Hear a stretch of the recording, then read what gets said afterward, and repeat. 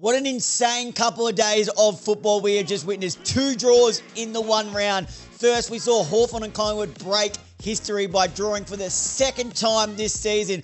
And literally the scores were very, very similar, if not the same. First, it was 93-all. This time it was 92-all. While the Dogs and the Blues with wild card on the cards and the stakes to play finals were there, drew at Marvel in an absolute ripper. Without further ado, let's get into reviewing all of the round 23 action.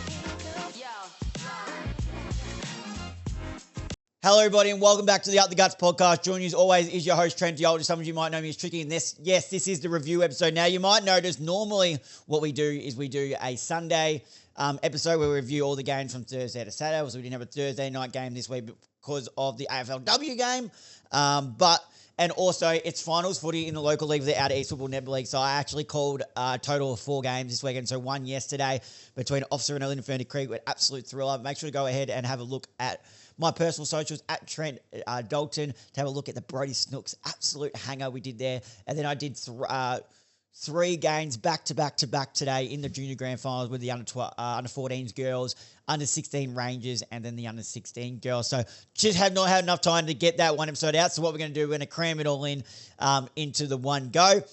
And also what we'll do, as we always do, we'll go back and we'll go through at the end and have a look at how the ladder sits because some wildcard spots are starting to be confirmed as we speak. As I've got a podcast playing through the Bluetooth on the RodeCaster Pro, so I'll just click pause on that. But what an insane couple of rounds of football we have seen. But if you are watching this on YouTube, please make sure you hit that subscribe button and turn the notification bell on so you notify whenever we upload. If you're one of our audio listeners on Spotify, Apple Podcasts, please make sure you hit that follow button and also turn the notification bell so you notify whenever we upload. But let's kick this thing off with Friday night action down at Optus Stadium, and it was the Dockers showing their class over the Crows in the end. The Crows really did take it up to them, but I've still got massive questions for the Crows. Let me just close the laptop screen a little bit more. Massive questions for the Crows, who the Dockers, as they've done all season, I get how good of a team they are. When the game needs to be won, they just know how to shut games off. But it was only by 24 points, 16-16, 112, defeated 13-10, 88. Jai Missis had an excellent season. Let's start showing some recognition to him. 50-plus goals this season, now sitting second on the Coleman medal race as we speak. He kicked to number 5. I'm sure you guys know, but I'm a massive fan of Isaiah Dudley. He kicked the 3. Sarong played his best game in a very long time. He kicked the 2 goals, but he also had 29 disposals, 12 clearances, and 9 scoring. He was absolutely a bull in that middle, kickstarting a lot of things. And it's good to see the last couple of weeks, Sarong is actually hitting the scoreboard since coming back into the teams. That's something we haven't seen from Sarong in recent years. I've always been a massive Sarong fan because he gets in and under. And I reckon his kicking can go a little bit underrated because of how much of an in and under player he is. But I think he's actually a very, very good kick, especially going inside forward 50. Frederick also kicked the 2 there. Fogarty, Rochelle, Thilthorpe, Cook, and Taylor all kicked the 2 for the Crows. But at the end of the day, it come down to the midfield battle, and it was just the Dockers who ran over them in the end. If it wasn't Rankin and Dawson, there wouldn't be much. And I've got massive questions on that Crows midfield.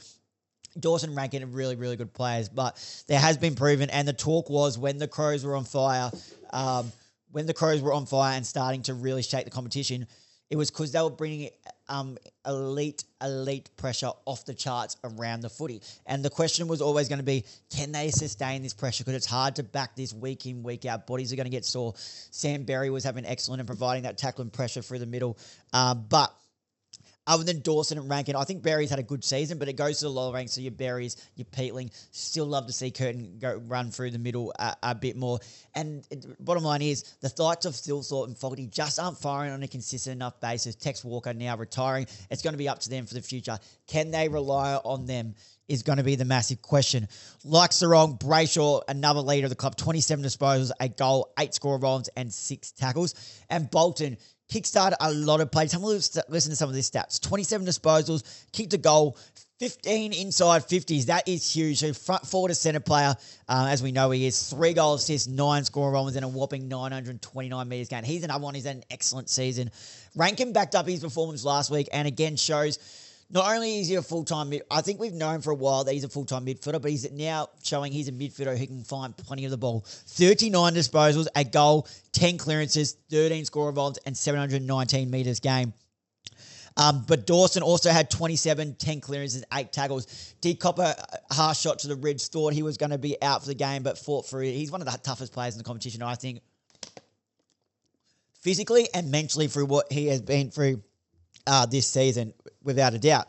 But Dockers lock away the minor premierships, finishing on top of the ladder, booking themselves a home final. I expect to see it in grand final day. They're going to get 2 back-to-back home finals. I'm backing them in to win the qualifying. Then I think they beat whoever they can in the preliminary final purely because of that Optus. They're a 12-0 record at Optus this season, so they lock away that.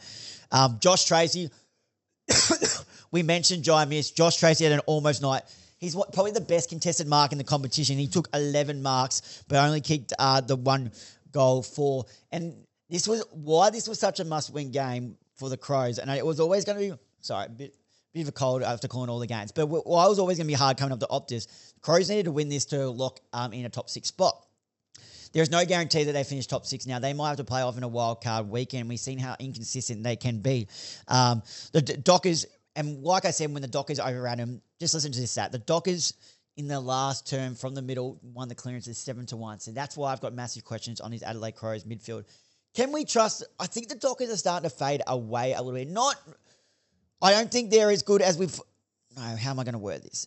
I don't think they're as.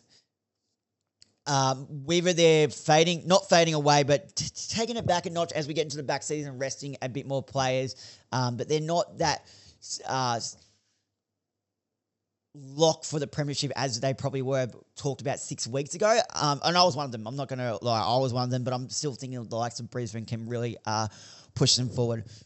But let's get into Saturday. And do we want to talk about this Richmond St Kilda? I mean, it was a pretty boring game, really. The Saints, 49-point winners, 14-10, 94, 6-9, 45. The key ones there, Mitch Owens with a career best 5 goals. Bradley Hill with a career best 41 disposals and won the Ian Stewart medal for the best on ground. Also went at 83% efficiency, 11 marks, 10 score involved, and 710 metres gained.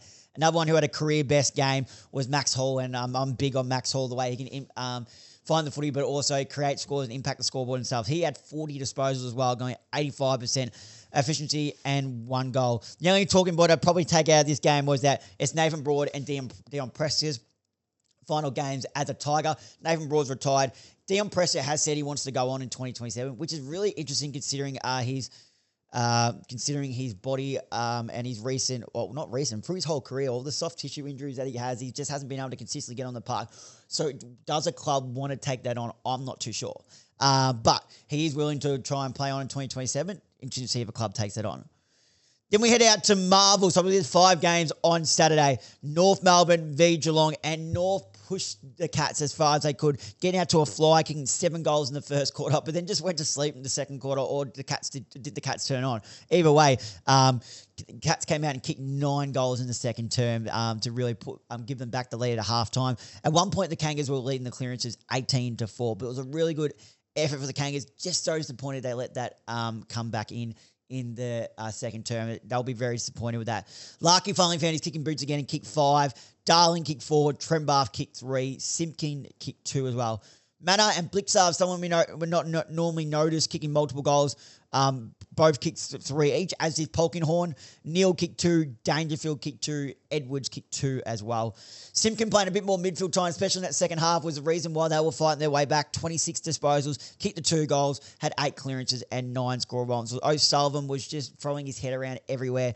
25 disposals, 8 tackles, and 7 clearances. Bailey Smith just did what Bailey Smith does, finds plenty of the footy, and gets metres gained. 34 disposals, 8 score runs, 7 inside 50s, and 601 metres gained. While Tanner Bruin had 28, going at 82% efficiency, 8 marks, and 588 metres gained. The one thing I want to talk about from this game as well is the fact, well, first of all, the Kangas just aren't ready because they can't be having lapses like that and letting Cats. I know the Cats are such a good side, but they can't be letting the Cats in like that to kick 9 goals in the second quarter. But the big talking point is Ollie Dempsey. Now, I know the All-Australian selectors, they just refuse to pick winners. We know this by now. They refuse to pick winners. But it's time they start showing some respect to proper wingers on the wing in the All-Australian side. And if Ollie Dempsey isn't All-Australian, I don't know what to say. What more can Ollie Dempsey do? He's number one ranked wingman in the competition by absolute country mile. He had another 24 disposals, kicked a goal, had 10 scoring involvements, 9 marks, 9 inside 50s, and 557 metres gained. He's kicked 29 goals for the season. He is so far ahead of the competition, of the other wingmen in the competition. The way he can push forward and play as that extra tall midfield, his athletic capability is absolutely insane. They need to show some respect to this season that Ollie Dempsey, obviously he was really good last year when he won his Rising Star as well, but they need to start showing some respect to the likes of Ollie Dempsey and other wingmen like this when you have a season like this and put him in the All-Australian side. That's all I have to say on that one. Another game that was do we really want to talk about, really, when you think about it like that? The Q Clash. It's just Gold Coast doing what Gold Coast have done all year, really. Going down by 42 points to the Brisbane Lions, 14-11-95, defeated 6-17. That is disgusting. 6 goals, 17-53. The Lions getting it done by 52 points. Morris kicked 4, Cameron and Allen kicked the 2 each, while Walter and King kicked 2 apiece for the Suns.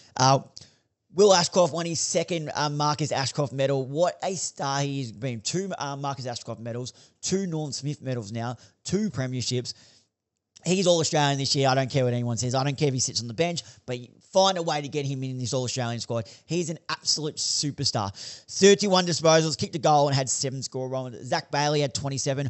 Well, Will's brother Levi wasn't far behind him. 26 disposals, going at 92% efficiency, and kicked a goal to go along with it as well. Rao had another really good game, 28 disposals, 19 contested and 8 clearances, while Noah Anderson had 24, went at 83% efficiency, 6 clearances, 8 inside 50s, and 7 score involvements. But when it gets to this back end of the season, there's not much you can rip apart in these games because we know who are good and who are bad, and Gold Coast are just shit. Let's put it that way. They are just terrible. They have been woeful. Not all year, because they did start off really well, but they have been woeful for at least 16 weeks. Let's say it like that. Brisbane Lions started off shaky, but now coming good at the right time of the year. The loss to Carlton was the loss that they needed because they have responded in a big way after last week, pumping Hawthorn and now pumping Gold Coast in the Q Clash. So I think the Brisbane Lions could really, really make a case to push forward to get this three-peat without a doubt. Now the absolute thriller that was Saturday night. Who would have thought... Ooh, bit of a voice crack there. The commentary's obviously catch up to me. Who would have thought that we would see 2 draws between 2 teams in the one season? No one, because it's never happened in AFL history. But this week, this round, this game, it happened.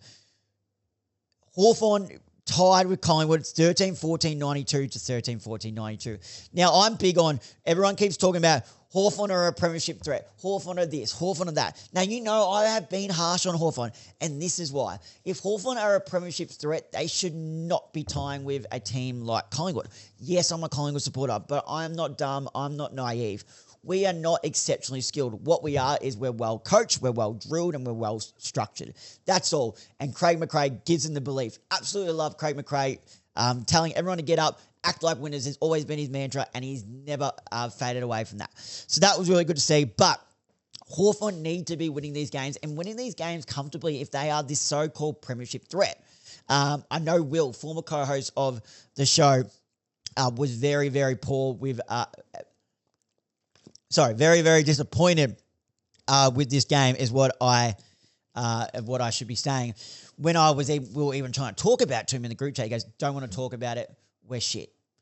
So that's what some Hawk fans are saying. It's really interesting. And some of the Collingwood kids are starting to play some really good footy. So let's go through some of the goal kickers first. Gunston, Lewis, Ward, and 2. Again, that's 2 weeks in a row the wizard Nick Watson has been kept goalless. He looked like he was going to run rampage in that first quarter, running rings around Isaac Quater. But then to keep him goalless, what a effort by the Collingwood defence and Isaac Quater in particular. As for the Pies, Steele Really like I love Still. I don't want him to be dropped. I love him playing off that wing and he hits the scoreboard. He kicked 2. Love the look of Charlie West, the way he just competes and attacks the footy in the air. He kicked 2. McStay kicked another 2, and he's actually the number 1 ranked key forward since round 17 in the competition. So not just in Collingwood, but in the competition, which is a crazy thing to say when you think about McStay. I know they got him over to be the number 1 key forward, but he's never been that player where you're like, oh yeah, he's going to be your number 1 key forward. He's going to kick you 50, 60 goals a season. He's never been that. I don't think I think a stat was he hasn't had a season where he's kicked over 35, maybe 40. But at the moment, he's actually the number 1 ranked key defender in the competition. And I think that's because they've started to play him in the ruck as well. So it gets him involved in the game. He's so strong, gets a lot of goals from those forward stoppages, and he's hanging on to his marks. So that's a really good sign for them. I do like the look of Will Hayes too. And Beau McCreary was an absolute bull. He was the person who shaped this game back into Collingwood's favour. Let's have a look at some of Beau McCreary's stats if we pull it up here. As we have a look over here at the MCG, and the Bombers are taking it up to the Swans after getting absolutely thumped in the opening term. It is now only an 11-point ball game over at the MCG. I thought that I'm good to go start recording this game, start recording this episode because I looked at the score between Sydney and Essendon after watching the thriller between Carlton and Bulldogs, which we'll touch on later. And I was like, yep, we're good. But 11 points now, that's crazy. So Caddy's kicked 2, Wright's kicked 2. Curnow hasn't kicked a goal since the first quarter. Goulden's got it on a string, though. He's had 35 in the third quarter. Let's have a look. 35, 7 score involvements, 7 clearances, 809 metres gained. Goulden doing Goulden things, really. Who's the highest? So Will Setterfield's had 21 and 1.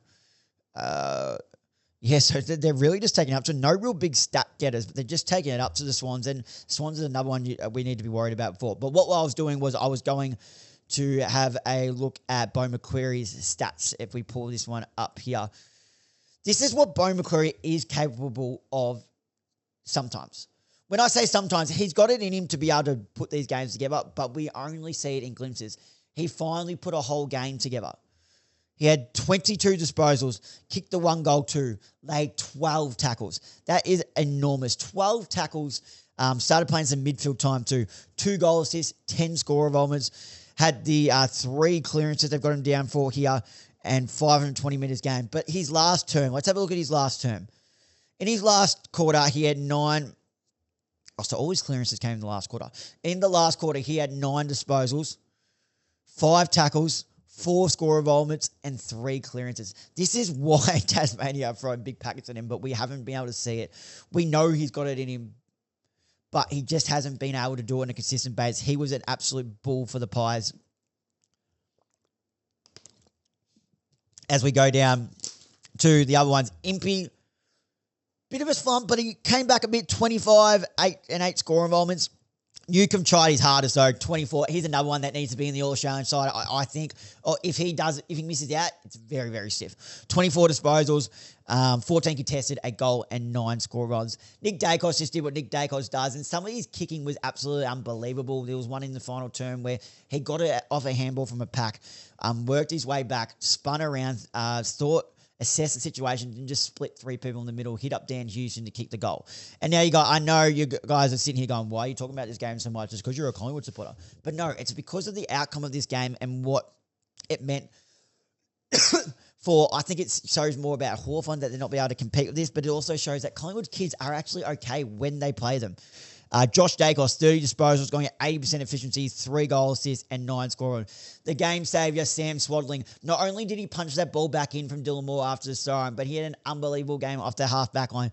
29 disposals. He's an elite kick, going at 83% efficiency, 7 marks, 7 intercepts, and 660 metres gained. Do not want to see him in the VFL ever again, really. That was enormous. And Ed Allen, geez, hasn't he come from the shadows? 28 disposals, kicked a goal, had 6 tackles and 7 score involvements. I was very harsh on Ed Allen. I'll be the first to admit. I was like, what is Ed Allen? Because every time he comes in, he doesn't prove his spot, then he's back in the VFL. And it was just an ongoing saga. Comes back for 1 or 2, back to the VFL. Back for 1 or 2, back to the VFL. But Fly gave him some roles of running with some of the game's best midfielders because he's 195 centimetres, so he's a tall big body midfielder, and he's quick. And since then, it's like he's found his own now, and now can also play on a player, but can run off and get his own ball. It is so good to see. But I'm just still flabbergasted at how twice in a season Collingwood and Hawthorn can draw. It is really, really insane when you think about it like that. Now, the other game that was at the Adelaide Oval on Saturday night, let's not even talk about it really. 76 points to Melbourne. The only over Port Adelaide, 856 defeated by 2012, 122. The only thing I want to talk about, obviously because this is a joint, a full round preview, I'm trying to make it as small as you guys can. And as I said, there's not much you can take away from it because some teams' season's already done. So what is it to analyse really, like, respectfully? But the only thing I want to take away was Jacob Van Rooyen's flying forearm on Ali. There was some commentators arguing the case he was going for the ball. Then they saw it in slow-mo and they said, oh no. As soon as I saw it, I said, Van Rooyen, have a spell. Ali was then taken off, didn't come back on for concussion, and Jacob Van Rooyen has been handed a 3-game suspension. Now, that is huge when you put it in the fact that he is their main key forward. So let's put this in consideration. Round 24, he's out. They make a final. They're going to put himself a top 6 spot. He's out for the first final.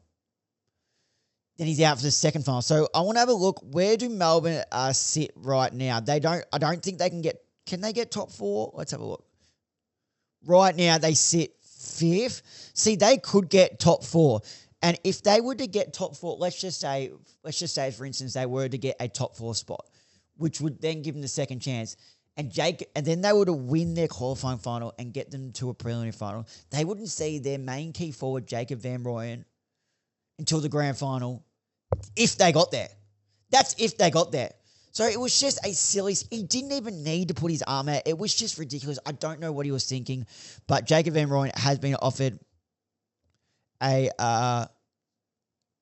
3-match suspension as... they'll be without them now. Jefferson's been really good. Obviously, Bailey Fritsch plays as a smaller type of forward. And then we move it on now going into the Sunday games as I just have a look at some of the comments from the clip that I posted of Bro Snooks. Make sure you go ahead and have a look at that. Absolutely unbelievable, Mark. The Giants keep their wild card hopes alive. Now, it's going to be a stretch. I understand it's going to be a massive, massive stretch. But... they do keep it alive by smashing the Eagles by 54 points at Engie Stadium. 16-15, 111 defeated, 7-15, 57, 50, but 54 points. I don't know if I mentioned that. Goal kickers, Callum Brown, I think, is an underrated forward. I think sometimes can be treated harshly, but he kicked 4. Cadman kicked 3. Toby Green, Harvey Thomas, and Riley Hamilton all kicked 2 each. As for the Eagles, Waterman and Baker kicked 2 apiece. The halfbacks of the Giants controlled the game to an absolute T. Lockie Ash, 36 disposals, going 89% efficiency, 11 marks, 8 intercepts, 9 rebound 50s, 11 score rolls, and 869 metres gained. While on the other flank, Lockie Whitfield had 33, 9 marks, 9 score rolls, 8 rebound 50s, and 631 metres gained. They're a key players to the Giants and how they set up and move the ball. Then you go to the midfield. Clayton Oliver again, 29 disposals, 17 contested, 8 score rolls, and 6 clearances. It's good to see Tim Kelly back in a little bit of form over the past, honestly, 6 to 8 weeks. 28 disposals, 16 contested, 8 clearances. Jack Graham had 26, 8 tackles and 5 clearances. Harley Reid again continues to show he can rack up plenty of footy. 25 disposals, 15 contested, 8 clearances, and the 5 tackles. But the Giants keep their season alive. Everyone wrote them off because they're such a frustrating team to follow when you put it all into it. But all the injuries that come at crucial times, but now they give themselves a little bit more of a sniff. It's going to be harder, and I don't think they will get it, but this doesn't hurt them at all. Now let's go ahead and have a look at the absolute thriller we just watched at Marvel between Carlton and the Bulldogs. If we pull this up right now, I haven't got any of the stats loaded because I was just going to go straight off the bat. Now let's go ahead and have a look. Before we do that, 5 minutes ago in the third quarter between Sydney Swans and Essendon, and the Swans have kicked the last 2 as we mentioned. As we go forward now, as we have a look. Has Tom Papley kicked a goal? Yeah, I need Tom Papley for a goal. No, he's barely touched the footy. That's not ideal for me. But let's have a look at the Carlton and the Dogs who draw 12-10, 82 apiece. No Bontempelli. Ed Richards stepped up in his absence, and that's the highest rated player recorded by a Western Bulldogs player. He had 31, kicked the 2 goals, went at 87% efficiency from his 32 disposals. Mind you, 20 of them were kicks. 20 of them were kicks, 2 goal assists, 11 score involvements, 6 clearances, 8 inside 50s and 644 metres gained. He was absolutely enormous. Slow start it was for him, but he really built in it and gave them a hope to try and win the game. Unfortunately, it did end in a draw. Goal kickers on the park. Haywood kicked the 3, but was injured. Took an absolute screamer sitting on the shoulders, but did come down and then spent a lot of time on the bench. Tried to come back on, then was in and out. So they'll be hoping that he can rest up. I would even be... they've locked their final spots in now. I'd be resting him this week and giving him the week off. Excuse me, as my voice is just hanging on after calling all the games of football over the weekend. Now we move. Mackay also kicked 2. Really good to see him in some good form again. 2 goals, but he's also had 17 disposals. So it's really good to see. We mentioned Ed Richards. Frankie Evans kicked 2. Joel Fraser I thought was really good too. 20 and 2. Also the 7 score involvements. Artie Jones kicked the 1 goal 3, but it was a bit of fire in this game. It was really good to see. Wildcard spot on the line. They were throwing their weight around. Artie Jones chased down Lockie Cowan, then stepped over him, then missed his kick, and then Harry Dean got into him. Then we saw a little bit of a scuffle and an all-in at the halftime break. And then after you saw Artie Jones try and run away from Lockie Cowan in the final term, and then Lockie Cowan chasing him down, let him know about that. There was a lot of fire. And Harry Dean, he just loves the contest. There's not much more praise you can give for a player like Harry Dean. Just love the way he absolutely goes about it. Paddy Cripps had 34 disposals. Oh, I hope that doesn't go through the mic. If he did, I do apologise. 34 disposals, 18 contested, had the 12 clearances, 6 tackles and 6 score runs. Did he? Oh, no, he kicked 0 goals too. I thought he kicked a goal for a second. So that's how we look at it. So final one, here we look. I'm pretty sure it's first v 4. So if all stays to plan right now, it'll be a wildcard weekend. I think what they said is going to be a 7v10, 8v9. So if it stays the same here, Adelaide would host Carlton at the Adelaide Oval in the first round of wildcard weekend. Then Collingwood would host the Bulldogs there. Now, after that, we don't know what would happen there, but what we would know is Freo would then host Hawthorn at Optus Stadium in the first qualifying final, and the Sydney Swans would host the Lions in the first qualifying final at the SCG. So that's how it looks like it's shaping up with one more round to go in the home and away season, and that's going to wrap up the review of the round 23 action today. Thank you guys for listening and watching along. If you are watching this, let me just have a drink of water so I can do this intro properly. My voice is hanging on for dear life after my calling this weekend. If you are watching us on YouTube, please make sure you leave a like or comment on this episode. Hit that subscribe button and turn the notification bell on so you notify whenever we upload.